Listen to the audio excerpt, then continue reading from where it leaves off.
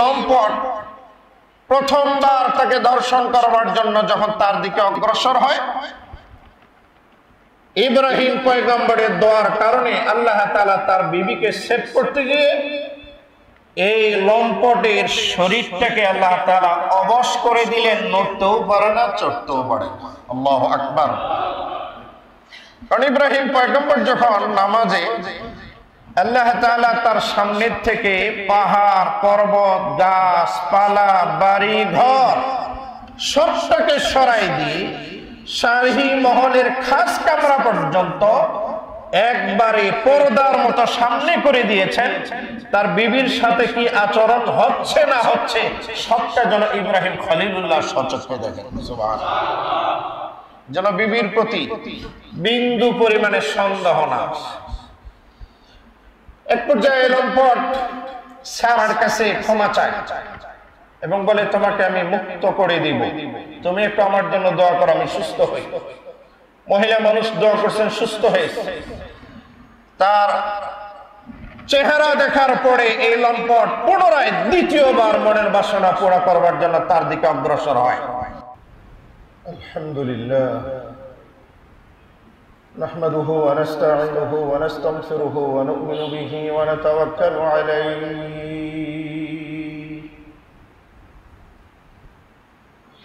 ونعوذ بالله من شرور أنفسنا ومن سيئات أعمالنا من يهده الله فلا مضل له ومن يضلله فلا هادي له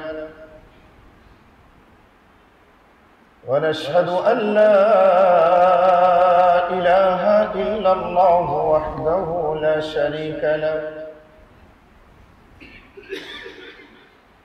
ونشهد أن سيدنا وسندنا وشفيعنا وحبيبنا وأولانا ومولانا محمدا عبده ورسوله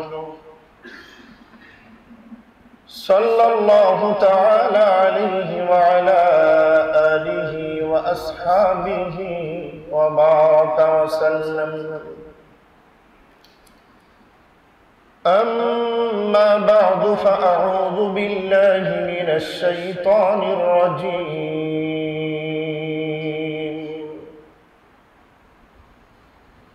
بسم الله الرحمن الرحيم. وقال إني ذاهب إلى ربي سيهدين رب هب لي من الصالحين فبشرناه بغلام حليم فلما بلغ معه السعي قال يا بني إني أرى في المنام قال يا بني إني أرى في المنام أني أذبحك فانظر ماذا ترى قال يا أبت افعل ما تؤمر ستجدني إن شاء الله من الصابرين. وقال الله تعالى وإذ ابتلى إبراهيم ربه بكلمات فأتمهن قال إني جاعلك للناس إماما قال ومن ذريتي قال لا ينال عهد الظالمين.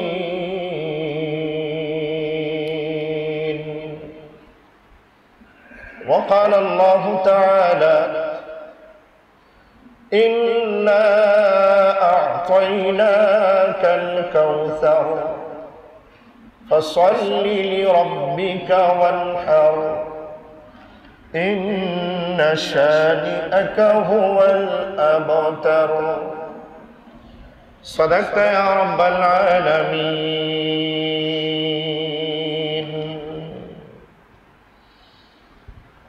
وبه قال حدثنا محمد بن بشار قال حدثنا غندر قال حدثنا شعبة عن زبيد اليامي عن الشعبي عن البراء رضي الله تعالى عنه قال قال النبي صلى الله عليه وسلم إن أول ما نبدأ به في يومنا هذا أن نصلي ثم نرجع فننحر من فعله فقد أصاب سنتنا ومن ذبح قبل فإنما هو لحم قدمه لأهله ليس من النسك في شيء.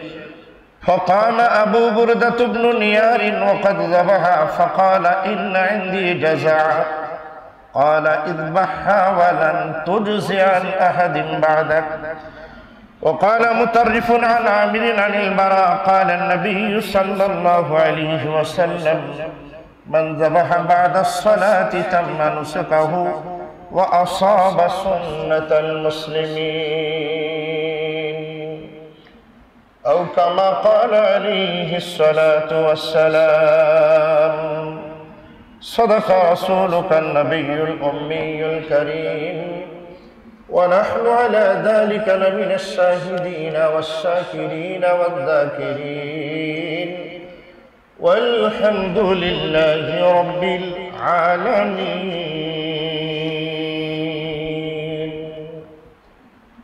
شكرا لكم. اللهم صل على محمد وعلى آل محمد كما صليت على إبراهيم وعلى آل إبراهيم إنك حميد مجيد.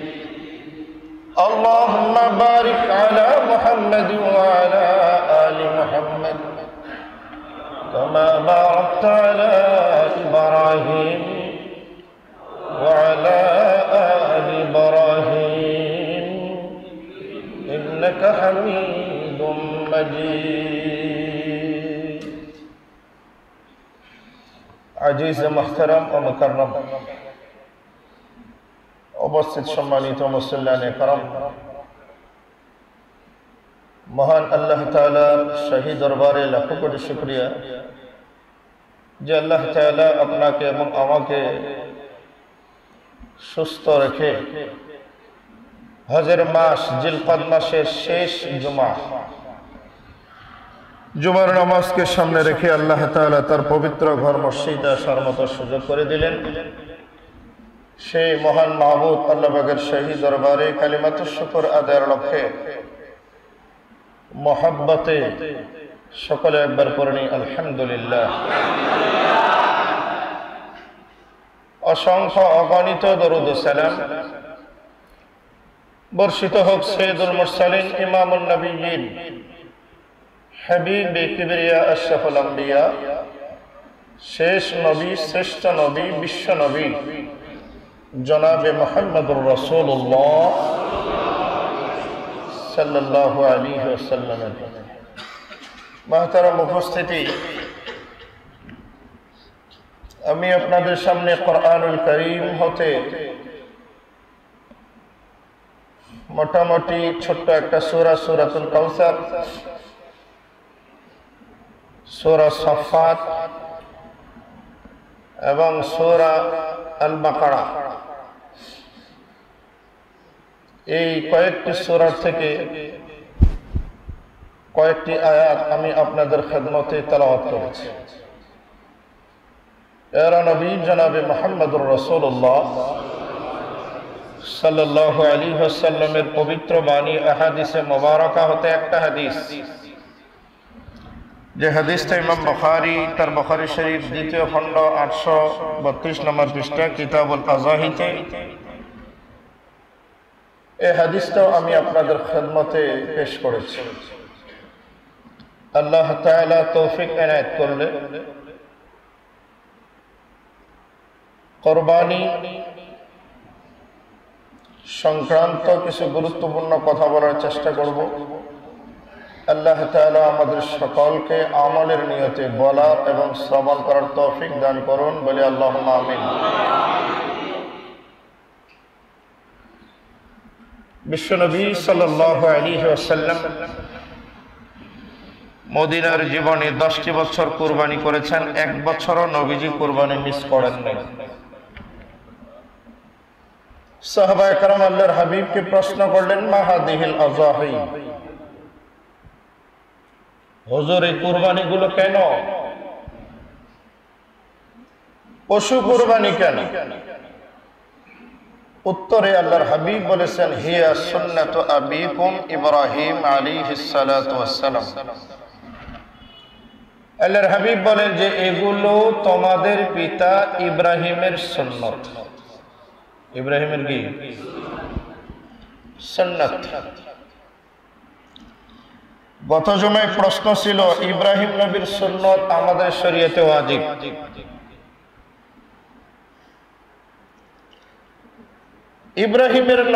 ইব্রাহিম নবীর শরীয়তে সুন্নাত আমাদের শরীয়তে ওয়াজিব, কারণটা কি?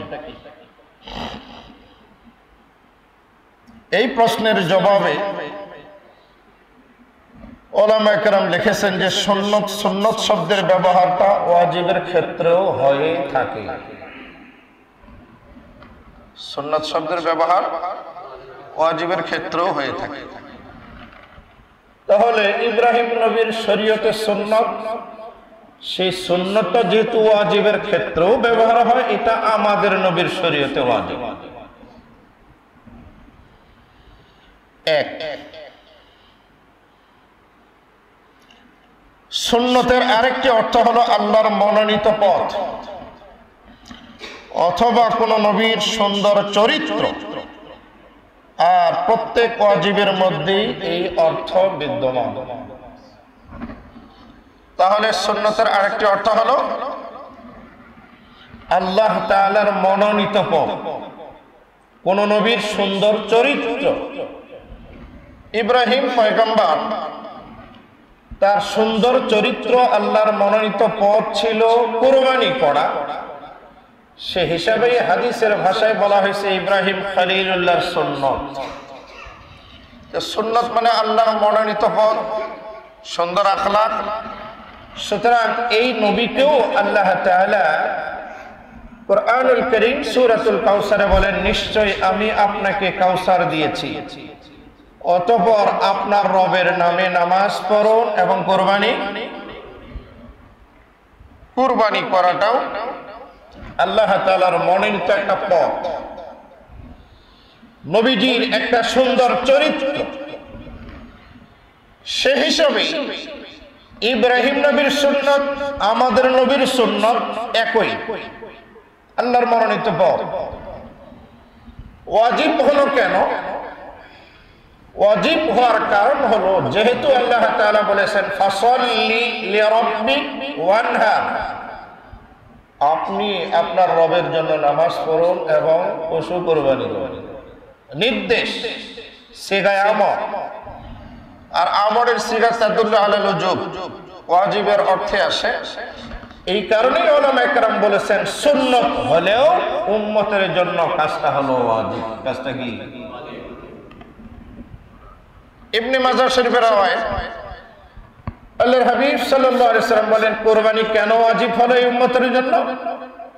নবীজি বলেন, মান কানা লাহু সাআতুন, কুরবানি দেওয়ার সামর্থ্য যার আছে, ফালাম ইয়াযহি, এরপরও কুরবানি দিল না, ফালা ইয়াকরুবান্না মুসাল্লানা, হুজুর বলেন সে যেন মুসলমানের ঈদগাহে না। হাদাল হাদিস খারাজা মাখরাজাল ওয়াঈদ। উলামায়ে কেরাম লিখেছেন এই হাদিসটা এর সারাংশ হলো, ভাব অর্থ হলো কুরবানিটা উম্মতের জন্য ওয়াজিব, যার কারণে হুজুর ধমক দিয়ে বলেছেন সামর্থ্য থাকার পরও যদি কেউ কুরবানি না দেয় সে যেন ঈদগাহে না আসে, ঈদগাহে না আসে। এই জন্য এটা ইব্রাহিম খলিলুল্লাহ শরীয়তের সুন্নত হলেও বিশ্ব নবীর সুন্নতে উম্মতের জন্য পশু কুরবানিটা হলো ওয়াজিব। পশু কুরবানি দিয়ে গত সময় বলেছিলাম যে কয়েকজন উলুল কাদার বড় বড় পয়গম্বর ছিলেন, তার মধ্যে একজন হলেন ইব্রাহিম খলিলুল্লাহ। ইব্রাহিম খলিলুল্লাহ এমন একজন নবী যে নবীর আদর্শের সাথে হজ বলেন, কুরবানি বলেন, ওমরা বলেন,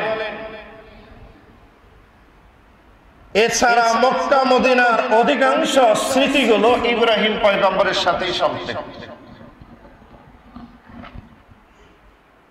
আর এটা আমরা ভালো মতো জানি, বড় হতে হলে জীবনে অনেক ত্যাগ তিতিক্ষা কুরবানি পরীক্ষার সম্মুখীন হতে হয়। আল্লাহ তাআলা ইব্রাহিম পয়গম্বরকে এমন ভাবে পরীক্ষা করেছেন যে পরীক্ষাটা অন্য কোন নবীকে আল্লাহ তাআলা এইভাবে করেন। মজার বিষয় হলো আল্লাহ তাআলা ইব্রাহিম পয়গম্বরকে যখন যেভাবে পরীক্ষায় ফেলেছে, ইব্রাহিম পয়গম্বর 100-100 আল্লাহর পরীক্ষায় পাশও করেছেন। সুবহানাল্লাহ। কোরআনুল কারীম সূরাতুল বাকারাতে যে আয়াত আমি আপনাদের খেদমতে তেলাওয়াত করেছি 132 নম্বর আয়াত, আল্লাহ তাআলা বলেন ওয়া ইযিবতালা ইব্রাহিম রাব্বুহু বিকালিমাতিন। আল্লাহ তাআলা বলেন, হে রাসূল স্মরণ করুন ওই সময়কে যখন ইব্রাহিম খলিলুল্লাহকে তার রব কিছু প্রশ্নপত্র দিয়ে পরীক্ষা করেছিলেন। ফাআতাম্মাহুন্না। কোরআনুল কারীম স্পষ্ট সাক্ষী, আল্লাহ তাআলা বলেন ইব্রাহিমকে যখন যেভাবে যে ধরনের প্রশ্নপত্র দিয়েছি, ফাআতাম্মাহুন্না, ইব্রাহিম পয়গম্বর সমস্ত প্রশ্নের উত্তর সুন্দর করে 100-100 পরিপূর্ণভাবে তিনি দিয়েছেন। সুবহানাল্লাহ। ইব্রাহিম পয়গম্বর তার পুরো জীবনটা পরীক্ষা, জন্মের পর থেকে নিয়ে পরীক্ষা শুরু। সবথেকে বড় পরীক্ষা নিজের জন্মভূমি ইরাক, পৌত্তলিকদের সাথে, মূর্তি পূজকদের সাথে, এমনকি সেও বাবা তার আপন গোষ্ঠীর সাথে ইব্রাহিম পয়গম্বর এক তাওহীদের দাওয়াত দিতে গিয়ে বাদানুবাদ, যা পরিণতি হিসাবে ইব্রাহিম পয়গম্বরের জন্য নমরুদ পর্যন্ত আগুনের কুণ্ড বানিয়ে সেখানে নিক্ষেপ করেছে। ইব্রাহিম পয়গম্বরকে আল্লাহ তাআলা এই পরীক্ষার মধ্যে পাশ করা দিয়েছেন। পরীক্ষায় পাশ হওয়ার পরে স্বাভাবিক কথা ছিল যে সকলে তার প্রতি ঈমান নিবে, কিন্তু ঈমান আনয়ন করে। ইব্রাহিম পয়গম্বর দেখলেন ঈমান যেহেতু আনবেই না, তাহলে এই এলাকায় তাবলীগ করে, দাওয়াত দিয়ে, ওয়াজ নসিহত করে, মেহনত করে কোনো লাভ। উনি ওনার দাওয়াতি মিশন চিন্তা ভাবনা করলেন, ইরাকের ভূমি ছেড়ে দিয়ে যেখানে আল্লাহ তাআলা আমাকে নিবেন সেখানে আমি যাব। ইব্রাহিম পয়গম্বর তিনি ইরাকের বাবেল শহর ছেড়ে দেওয়ার নিয়তে নিজের বাবা, বাড়ি ভিটা সবকিছু বিসর্জন দিবেন। সেই মুহূর্তে তিনি বলেছিলেন ওয়াকালা ইন্নী যাহিবুন ইলা রাব্বি সায়াহদিন। সূরাতুস সাফফাত 99 নম্বর আয়াত। ওয়াকালা, এবং তিনি বলেছিলেন ইন্নী যাহিবুন, আমি চললাম, ইলা রাব্বি, আমার রবের উদ্দেশ্যে, সায়াহদিন, অচিরেই তিনি আমাকে রাস্তা দেখাবেন। সুবহানাল্লাহ। একমাত্র স্ত্রী বিবি সারা, চাচাতো বোন, তাকে নিয়ে ইরাকের বাবেল শহর হয় মিশরের উপর দিয়ে শামের উদ্দেশ্যে। মিশরে যখন আসলেন, মিশরের তৎকালীন সম্রাট সাদেফ বিন সাদেফ, কেউ বলেছেন সেনান বিন হলওয়ান, আবার কেউ তার নাম বলেছেন ওমর বিন ইমরাউল কায়েস। মানুষটা ছিল লম্পট, দুশ্চরিত্রী, যে কোনো সুন্দরী নারীর প্রতি তার ছিল লোভ, ইপটিজিংকারী, ধর্ষণকারী। তার কিছু ব্যাটালিয়ন ছিল যারা সুন্দরী মেয়েদেরকে তার খাস কামরায় পৌঁছে দিত। এই লম্পট যখন শুনতে পেল ইব্রাহিম সারা সহকারে মিশরে গোয়েন্দা বাহিনী রিপোর্ট করলো, সে বলে দ্রুত গতিতে আমার কাছে ইব্রাহিমের সাথে থাকা মেয়েটিকে নিয়ে আসে। গোয়েন্দা বাহিনী যখন ইব্রাহিম পয়গম্বরের উপরে আক্রমণ করে তার স্ত্রীকে নেওয়ার উদ্দেশ্যে, তৎকালীন সময়ে ছিল কোন মহিলাকে নিরাপত্তা দেওয়ার জন্য যদি বলতে এটা আমার বোন কিংবা মা, যত বড় দুষ্ট মানুষ হোক মহিলার ইজ্জত নেই। ইব্রাহিম পয়গম্বর সেই ধারাবাহিকতায় তিনি বলেছেন হাজি উক্তি, এটা আমার বোন, ফেলে তাখুদাহা, তোমরা তাকে নিও না। প্রশ্ন হলো স্ত্রীকে বোন বললেন, তার জবাব উলামায়ে কেরাম দিয়েছেন আল মুসলিম আখুল মুসলিম, এক মুসলমান অপর মুসলমানের, তাহলে এক মুসলমান পুরুষ আরেক মুসলমান মেয়ের ভাই ভাই, সেই হিসাবে উনি বলছেন এটা আমার বোন, দ্বীনি বোন। দুই নম্বর কারণ হলো আসলেই বোন, বিবাহের আগে ছিল চাস্তো বোন, চাস্তো বোন তো বোন, এই হিসাবে ইব্রাহিমের এই কথা মিথ্যা বলা যায়। পরমা সুন্দরী স্ত্রী থাকার কারণে গোয়েন্দা বাহিনী ইব্রাহিম পয়গম্বর থেকে ছিনিয়ে নিল, শাহী মহলের খাস কামরায় তাকে রাখা হলো। ইব্রাহিম পয়গম্বর স্ত্রী যখন হাতছাড়া, উনি উজু করে সালাতুল হাজাতের উদ্দেশ্যে কিবলামুখী হয়ে নামাজে দাঁড়িয়ে গেলেন। মুমিনের জীবনে যখন বড় ধরনের কোনো সমস্যা আসে, কোথাও দৌড়াদৌড়ি না করে প্রথম মুমিনের কাজ হলো এমন মালিকের দরবারে হাত তুলে ফরিয়াদ করা, যে মালিকের উপরে আর কোনো মালিক। উনি যখন নামাজে, তার স্ত্রী বিবি সারা শাহী মহলের খাস কামরায়,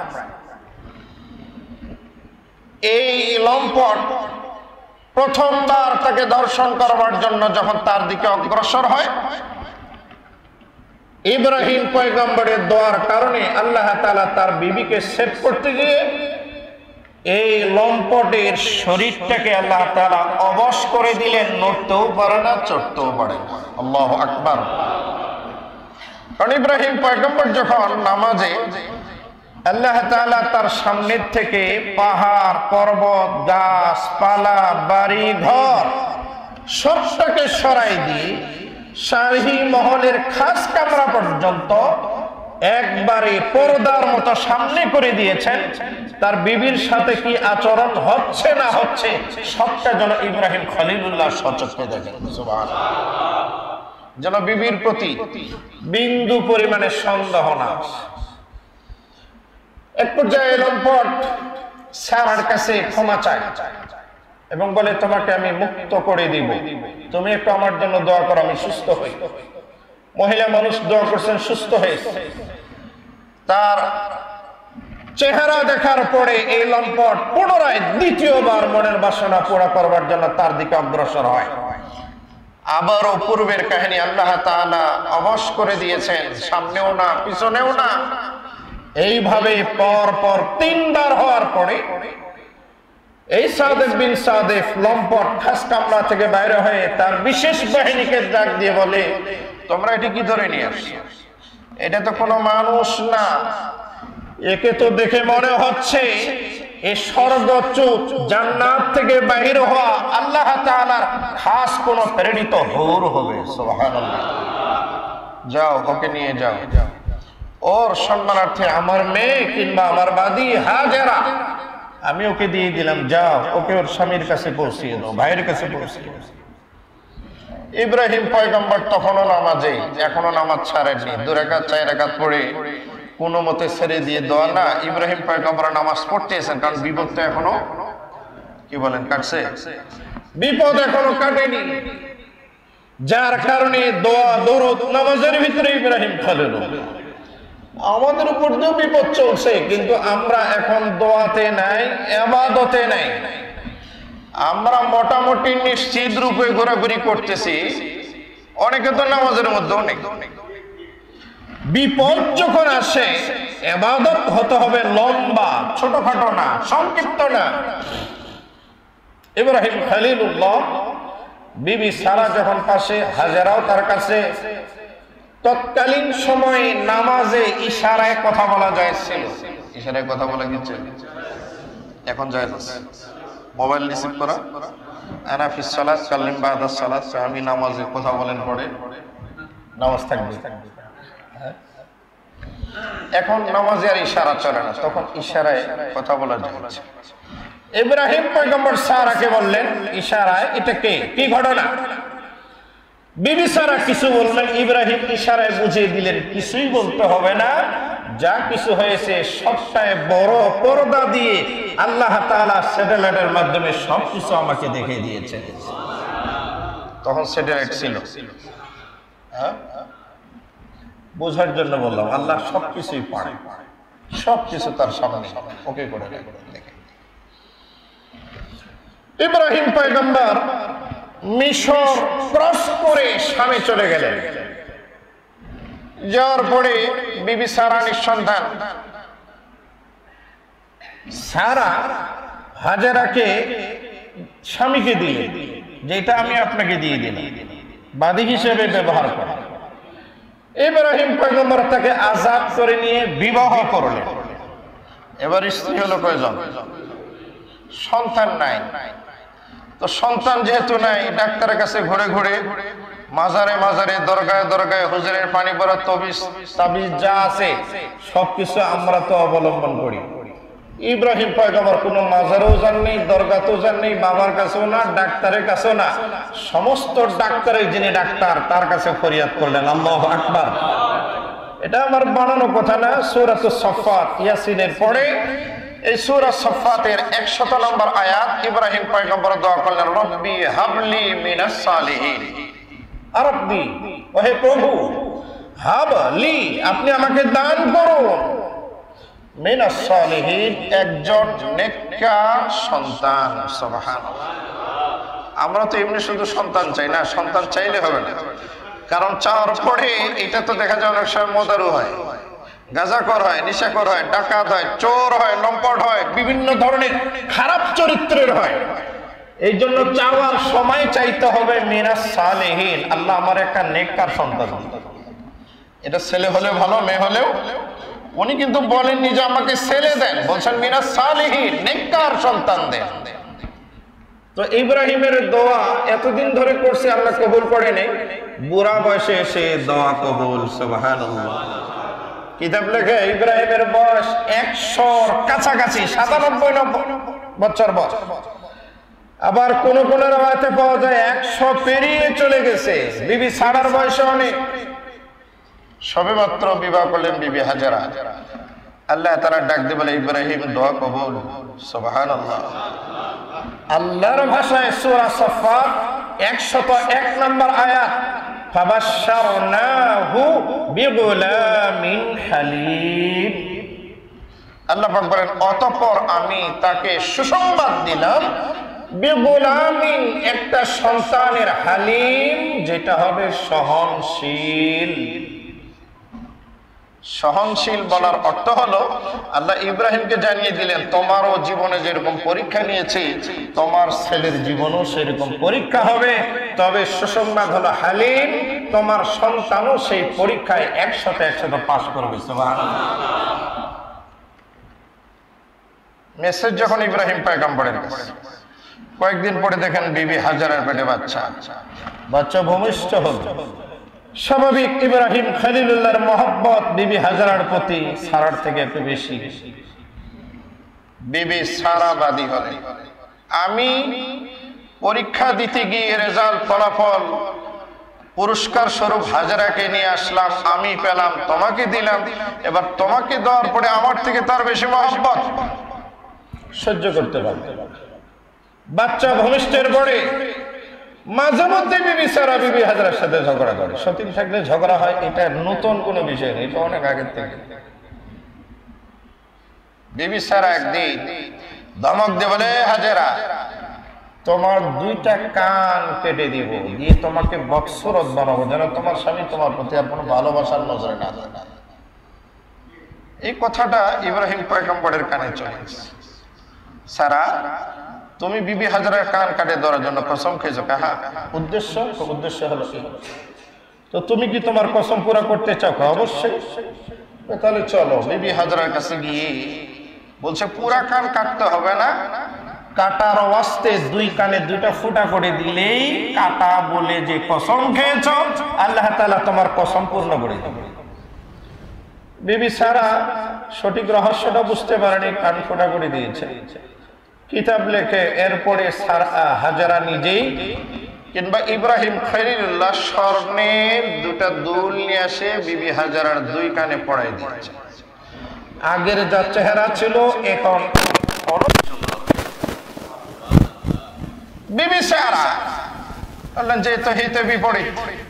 স্বামীকে নির্দেশ দিলেন এক ঘরে আর নয়, তুমি তাকে আমার থেকে সরো।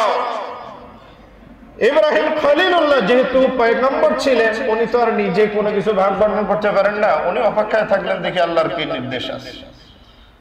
আল্লাহ পাকের অর্ডার হলো দুই স্ত্রীতে যেন ঝগড়া না হয়, মারামারি না হয়, শান্তিতে বসবাসের জন্য দুইটাকে দুই জায়গায়। ইব্রাহিম বলেন কোনটা কোন জায়গায়? আল্লাহ তাআলার নির্দেশ হলো সারা পূর্বের জায়গায়, হাজরা যাবে নতুন জায়গায়। সেই জায়গাটা আশপাশ 2-4 কিলোর মধ্যে না, শাম মিশর প্রান্তরে মক্কার কাবা ঘরের একবারে পাশে। আল্লাহু আকবার। কাবা তো তখন নিশ্চিহ্ন, নূহ আলাইহিস সালাম প্লাবনে ওটা মাটির নিচে, বালুর নিচে নিশ্চিহ্ন। ইব্রাহিম পয়গম্বর, বিবি হাজরা ছোট্ট বাচ্চা, পানির মাস্ক, অল্প কিছু পাথর খেজুর নিয়ে রওনা। যাচ্ছেন ঠিক কাবা ঘরের পাশে মরুভূমিতে নিজের বিবি ভাবি পয়গম্বর ইসমাঈল দুইজনকে রেখে দিলেন। পানির পট দিলেন, খেজুর দিলেন। ইব্রাহিম পয়গম্বর কিছুক্ষণ সময় কেটে এবার বিবি হাজরা থেকে বিদায়ের উদ্দেশ্যে রওনা। বিবি হাজরা বারবার ইব্রাহিম খলিলুল্লাহকে ডাক দি বলে, কেন এই মরুভূমিতে?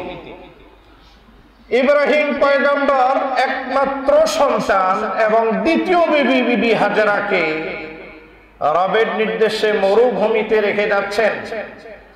ভবিষ্যৎ মুসিবতের চিন্তা ভাবনা করে ইব্রাহিম পয়গম্বরের দিলটা দুঃখে ভিতরে কাঁদতেছে, কিছু বলতে পারতেছে না। বাকশক্তি হারিয়ে হাজরা বারবার বলছে, এই মরুভূমিতে শুধু কি বড় স্ত্রীকে খুশি করবার নিমিত্তে? ইব্রাহিমের মুখ থেকে কোনো আওয়াজ আসে। কিছু দূর যাওয়ার পরে দেখলেন স্বামী যেহেতু কোনো কথাই বলে না, এক পর্যায়ে বিবি হাজরা বলে ফেললেন, মনে হয় রবের নির্দেশে। ইব্রাহিম পয়গম্বর শুধু ইশারা করেছেন, হ্যাঁ যা কিছু হচ্ছে সবটা আল্লাহ তাআলার নির্দেশ। বিবি হাজরা তখন ইব্রাহিম খলিলুল্লাহর পরনের কাপড় ছেড়ে দিয়েছে, চলছে। যতদূর পর্যন্ত যায় নজর, বিবি হাজরা স্বামীর এই বিদায় মুহূর্তটা নিজের চোখ দিয়ে দেখছেন আর পানি ছাড়ছেন। ছোট্ট বাচ্চা কোলে, বলারও সাহস, হিম্মত নেই, ক্ষমতা নেই। কারণ ইব্রাহিম তো খলিলুল্লাহ, আল্লাহর দোস্ত। বিবি সেই ধরনের স্বামীর সাথে বেয়াদবি করবে, এই হিম্মত আল্লাহ তাআলা তার দিল সেই রকম দিলই দেন, দান করেন, সাহস। ইব্রাহিম খলিলুল্লাহ কিছু দূর যাওয়ার পরে আবার উল্টা দিকে কাবার দিকে মুখ করে বসে নামাজ আদায় করে ইব্রাহিম পয়গম্বর সেদিন একটা দোয়া করেছিলেন। সেই দোয়াটা এত সুন্দর ভাষা আর এত সুন্দর তার ভাব অর্থ ছিল, আল্লাহ কবুল করে ওই দোয়াটা কোরআনুল কারীমে রেকর্ড করে বিশ্ব নবীর উপরে নাজিল করে আপনার আমার দোয়াও যেন ওই রকম হয় শিক্ষা দেবার নিয়তে আল্লাহ তাআলা কোরআনের আয়াত বানিয়ে দিয়েছেন। সুবহানাল্লাহ। দোয়াটা কি ছিল? ইব্রাহিম পয়গম্বর দোয়া করতেন, ربنا إني أسكنت من ذريتي بواد غير ذي زرع عند بيتك المحرم ربنا ليقيموا الصلاة فاجعل أفئدة من الناس تهوي إليهم وارزقهم من الثمرات لعلهم يشكرون ربنا إنك تعلم ما نخفي وما نعلن وما يخفى على الله من شيء في الأرض ولا في السماء الحمد لله الذي وهب لي على الكبر إسماعيل وإسحاق إن ربي لسميع الدعاء رب اجعلني مقيم الصلاة ومن ذريتي ربنا وتقبل دعاء ربنا اغفر لي ولوالدي وللمؤمنين يوم يقوم الحساب الله أكبر ইব্রাহিম পয়গম্বর তার রব রব্বানা হে আমাদের প্রভু ইন্নী আসকানতু মিন যুররিয়াতি বিওয়াদিন আমি আমার একমাত্র সন্তান আর স্ত্রী বিবি হাজারা আমার পরিবারকে এমন জায়গায় পুনর্বাসন করলাম এমন উপত্যকায় জি গায়রি জি জারাইন যেখানে কোনো ফসল ফল ফলাদি ক্ষেত নাই ইনদা বাইতিকাল মুহাররম তবে জায়গাটা তোমার সম্মানিত ঘর বাইতুল্লাহর পাশে সুবহানাল্লাহ রব্বানা লিয়ুকিমুস সালাত হে প্রভু আমার পরিবারের সদস্য সন্তানাদি এরা যেন নামাজ কায়েম রাখে ফাজআল আফইদাতাম মিনান নাস অতএব কিছু মানুষের মন তাদের প্রতি দুর্বল করে দেন ঝুঁকাইয়ে দেন যেন তারা এসে মক্কায় বসবাস করে ওয়ারযুকহুম মিনাস সামারাত এবং আপনি তাদেরকে ফল ফলাদি দিয়ে খাদ্যেরও ব্যবস্থা করে দেন লাআল্লাহুম ইয়াশকুরুন যেন তারা কৃতজ্ঞতা আদায় করে এইভাবে লম্বা দোয়া ইব্রাহিম পয়গম্বর পড়ে সেখান থেকে বিদায় নিলেন বিবি হাজেরা একমাত্র সন্তান কোলে নিয়ে জনমানবহীন মরুভূমিতে দুশ্চিন্তা জীবন যাপন করতে লাগলেন কয়েকদিনের মধ্যে পানি শেষ খেজুর শেষ অটোমেটিক মা হিসাবে গেজা খাদ্য যখন ঘাটতি দেখা দেয় খালি পেট হয় স্তনের দুধ আসে অটোমেটিক স্তনের দুধ তো মানুষ ভাবি পয়গম্বর ইসমাইল যাবিহুল্লাহ মার স্তনে মুখ লাগায় দুধ আসে বাচ্চার এই কষ্ট দেখে বিবি হাজেরা খাদ্যের সন্ধানে কোন মানুষকে পাওয়া আশা নেই সেই জায়গা থেকে উঠে সাফা পাহাড়ে উঠলেন উঠে চতুর্দিকে মরু উদ্যানে তাকালেন কোনো মানুষ পাওয়া যায় কিনা দেখলেন কেউ নেই কোথাও কোনো আওয়াজও শোনা যায় না কোনো খাদ্যের জোগানের কোনো ব্যবস্থা নেই ভাবলেন মারওয়ার উপরে উঠলে হয়তো ওই দিকে নজর করে যদি কাউকে পাওয়া যায় সাফাত থেকে নেমে রান করলেন মারওয়ার উদ্দেশ্যে মারওয়া পাহাড়ের উপরে গিয়েও দেখলেন সেখানেও কিছু নাই কোনো আওয়াজ কোনো লোকজন খাদ্যের কোনো সন্ধান নেই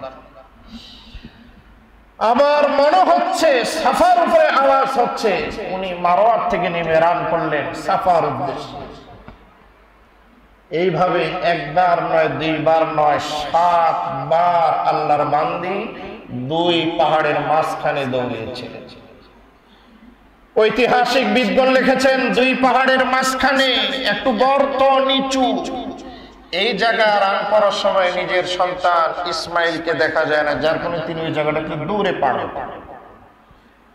ভাবি পয়গম্বর ইসমাইলকে রক্ষা করবার জন্য, একটা মানুষকে মনুষ্য অবস্থার থেকে বাঁচাবার জন্য বিবি হাজেরার এই যে রান, এই যে দৌড়, এটা আল্লাহ তাআলার কাছে বড় ভালো লাগছে। যার কারণে এই দৌড়টাকে আল্লাহ তাআলা রেখে দিয়েছেন প্রত্যেক আল্লাহর ঘরের মেহমানকারীদের জন্য। যারা বাইতুল্লাহ হজ করতে যাবে, ওমরা করতে যাবে, ওরা যদি দুই পাহাড়ের মাঝখানে রান না করে, দৌড় না দেয়, সাই না দেয়, তাদের হজ এবং ওমরা পরিপূর্ণ হবে। শেষবার আওয়াজ হচ্ছে মারওয়ার উপরে গেলেন, সেখানে গিয়ে দেখেন কেউ নেই। বিবি হাজেরা বলেন, আওয়াজ তো শোনা যায়, কিন্তু আওয়াজ দাতাকে, আওয়াজকারীকে, তাকে তো আমি দেখতে পাচ্ছি না।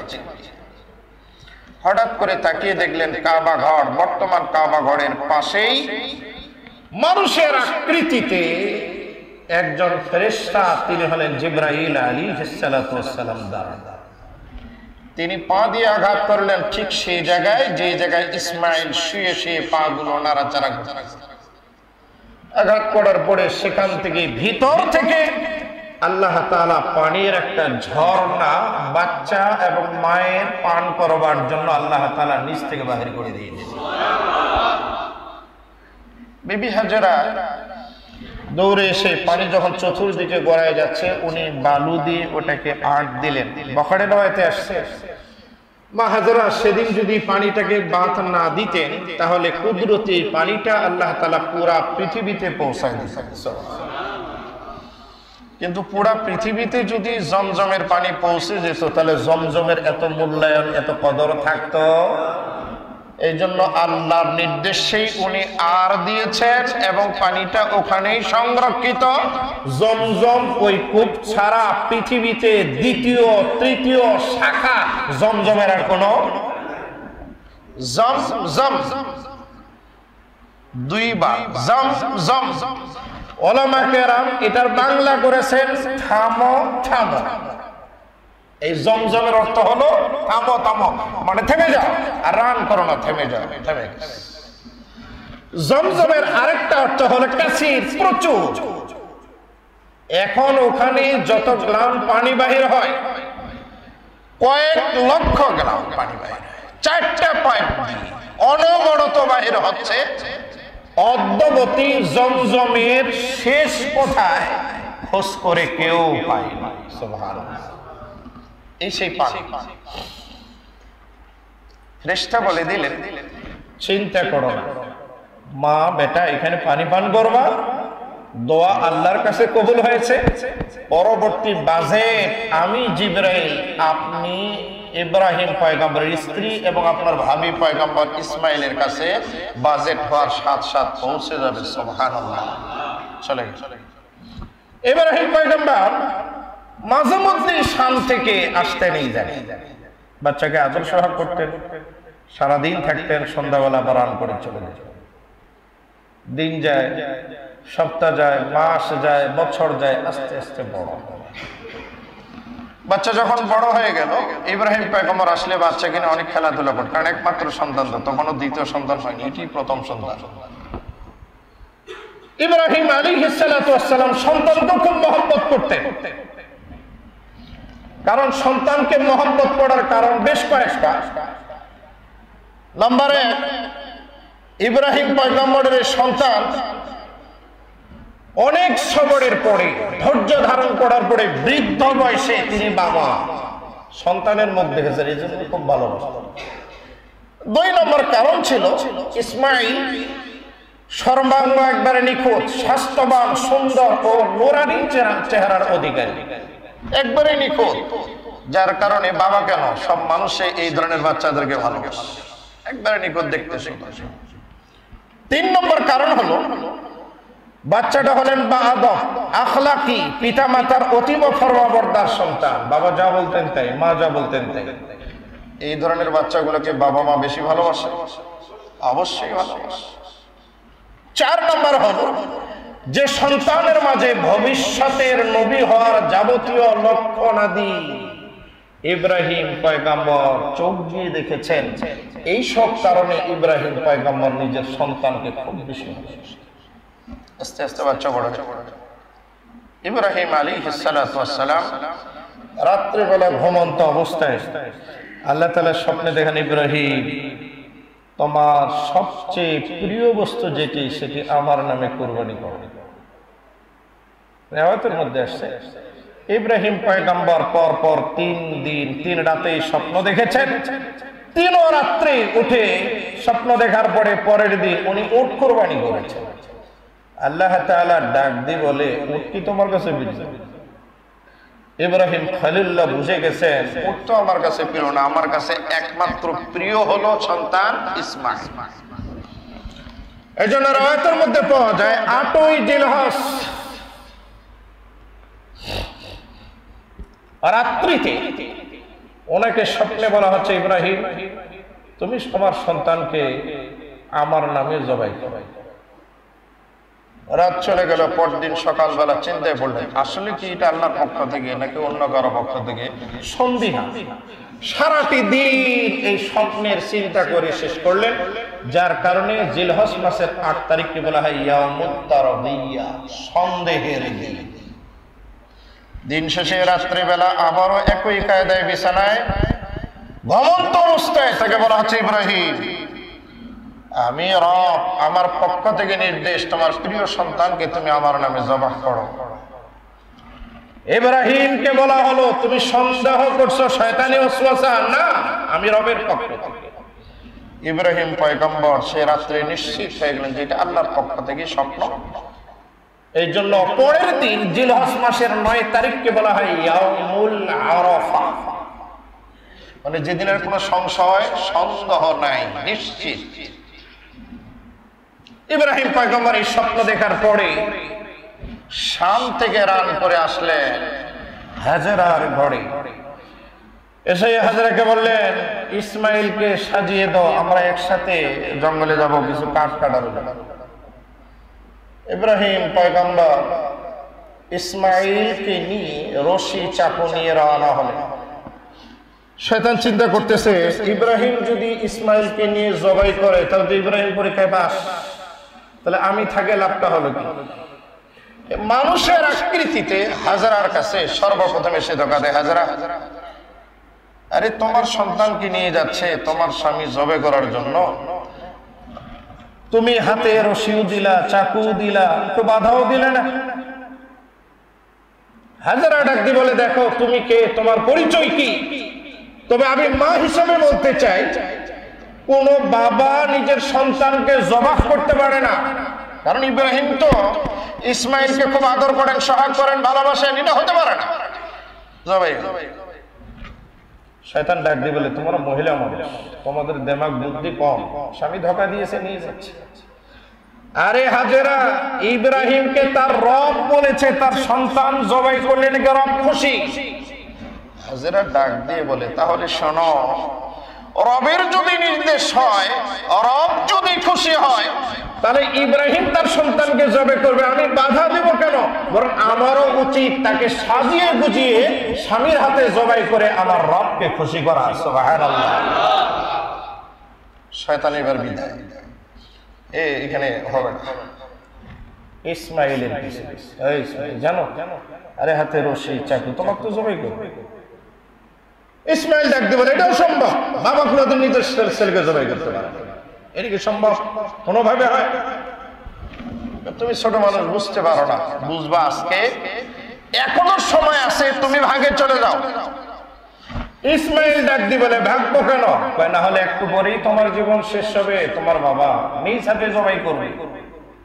ইসমাইল ডাক দিয়ে বলে, বাবা নিজ হাতে জবাই করবে, উদ্দেশ্য মানুষ রূপী শয়তান ডাক দিয়ে বলে, উদ্দেশ্য হলো ইব্রাহিমের রব বলেছে সন্তান তার নামে জবাই করলে রব খুশি। ভাবি পয়গম্বর ইসমাইল জবিহুল্লাহ ডাক দিয়ে বলে, তুমি কে, তোমার পরিচয় আমি জানি না, প্রয়োজন নাই তোমার পরিচয় নেওয়ার, তবে শোনো, আমি ইসমাইল জবে হব রবের নামে, আমার বাবা নিজ হাতে জবাই করবে, এতে যদি আমার রব খুশি হয়, আমি ইসমাইল একবার না 100বার বাবার শরীর নিচে নিজের জীবন উৎসর্গ করার জন্য রাজি। শয়তান দেখে একেও তো কাবু করা গেল, ইব্রাহিম পয়গম্বর বহু দূরে চলে গেছে, মাশআরে হারাম অতিক্রম করবে।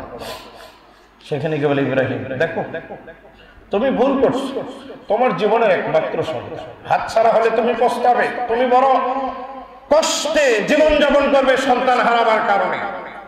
এটা কিন্তু রবের পক্ষ থেকে না, এটা শয়তানের পক্ষ থেকে নিশ্চিত তোমাকে বলা হচ্ছে।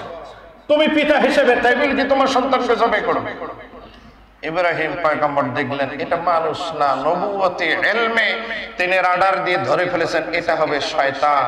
ইব্রাহিম পয়গম্বর নিজ হাত দিয়ে একটা দুইটা করে 60টা পাথর শয়তানের দিকে নিক্ষেপ করেছে।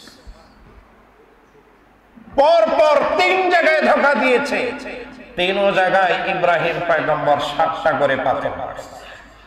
ইব্রাহিম পয়গম্বরের ওই দিনের শয়তান বিতরণের এই দৃশ্যটা আল্লাহর কাছে এত বড় ভালো লাগছে, আল্লাহ তাআলা ওটাকে রেকর্ড করে রেখে দিলেন। কিয়ামতের আগ পর্যন্ত হাজিরা হজ করতে যাবে, জামারাতে গিয়ে পাথর যদি নিক্ষেপ না করে, হাজির হজও আল্লাহ তাআলার কাছে পূর্ণাঙ্গ হিসাবে কবুল হবে। একবার জামারায় আকাবা, উস্তা, কুবরা 3 জায়গা ক্রস করে পাহাড়ের পাদদেশে নিয়ে ইব্রাহিম ইসমাইলকে ডাকলেন। আল্লাহ তাআলা ওটাও রেকর্ড করে রেখেছেন। ফালাম্মা বালাগা মাহু সা'য়া ক্বালা ইয়া বুনাইয়া ইন্নী আরা ফিল মানামি আন্নী আযবাহুকা ফানজুর মাযা তারা ক্বালা ইয়া أبت فعل ما تؤمر ستجدني إن شاء الله من الصابرين। সন্তান যখন বাবার সাথে চলাফেরা করার বয়সে উপনীত হলো, তাফসীরের কিতাবে লেখা ইসমাইলের বয়স তখন 11 বছর, কেউ বলেন 13 বছর। মিনার পাদদেশে নিয়ে ক্বালা ইয়া বুনাইয়া, ইব্রাহিম ডাক দিয়ে বলে হে আমার আদরের সন্তান, ইন্নী আরা ফিল মানাম আন্নী আযবাহুকা ফানজুর মাযা তারা, আমাকে স্বপ্নে দেখানো হচ্ছে তোমাকে জবে করলে আমার রব খুশি, এটা তোমার মত কি? বলার পরেই সন্তানও দেরি না করে বললেন ইয়া আবাতি ইফআল মা তুমার, হে আমার পিতা আপনি তাই করুন যা আপনাকে নির্দেশ করা হয়েছে। সাতাজিদুনি ইনশাআল্লাহু মিনাস সাবিরিন, অচিরেই আপনি আমাকে ধৈর্যশীলদের মধ্য হতে একজন। প্রশ্ন হলো এই কথাটা হাজেরার কাছে না বলে মিনার পাদদেশে কেন? উলামায়ে কেরাম লিখেছেন ইব্রাহিমের চূড়ান্ত সিদ্ধান্ত সন্তানকে জবাই করবেন, এই জন্য হাজেরার কাছে বলাটাকে উনি প্রয়োজন মনে করেন। এবার দ্বিতীয় প্রশ্ন, হাজেরাকে বলেননি, ইসমাইলকে কেন বললেন? উনি জবাই করে ফেলতেন বাস। এর জবাবে উলামায়ে কেরাম লিখেছেন ইব্রাহিম চিন্তা করে আমি তো জবাই করবই, কিন্তু আমার ছেলে রাজি আছে কিনা একটু তার মতটাও জেনে নেওয়ার, আমি তো বিবাহ করবো কিন্তু পাত্রে রাজি আছে কিনা এটাও তো একটা জানার দরকার। এই জন্য ইজাব আর কবুল দুইটাই লাগে, তাহলে বিবাহ একটা আক্ত সম্পূর্ণ হয়। ইব্রাহিম জবাই করবেন, যে জবাই হবে তার মতটা কি? যেহেতু ভাবি পয়গম্বর সহনশীল, আল্লাহ সুসংবাদ দিয়েছেন, এজন্য বাবার কাজে কোনো বাধা দেয়নি, বরং বলছে ইফআল মা তুমার, আপনাকে যা নির্দেশ করেছেন আপনি তাই করুন। আল্লাহু আকবার। বাবা সারা জীবন সম্পদ কামালো, বাবা কোনো কিছু একটা করবে, ছেলে যদি বড় হয় মাঝে মধ্যে ছেলে এই কাজে বাধা দেয়, এরকম সন্তান আছে না? জিজ্ঞাসা করে মত নেওয়া দূরের কথা, আগেই বাধা দেয়, এই কাজ করলে তোমার বাড়িতে থাকবে না, বাবার সাথে বাধা নেবা, তুমি মসজিদ বানাবা, মাদ্রাসা বানাবা, দান খয়রাত করবে, এই জন্য কি সম্পদ আমাদের অবস্থা দেখা লাগবে না? ইব্রাহিম পয়গম্বর মত যাচ্ছে। আরেকটা প্রশ্ন হয় স্বাভাবিক, ইব্রাহিমকে তো আল্লাহ সরাসরি বললেই পারতেন সন্তান কুরবানি করো, শব্দের মাধ্যমে দেখানোর রহস্যটা কি? পুরাটার জবাব হচ্ছে এটা আল্লাহর পরীক্ষা। ইব্রাহিমকে যদি আল্লাহ সরাসরি বলতেন জবাই করো, তাহলে তার পরীক্ষা হয়। এই জন্য স্বপ্নে একটু ভায়া করে দেখিয়েছেন, দেখি আমার ইব্রাহিম পরীক্ষা দেওয়ার জন্য প্রস্তুত আছে কিনা।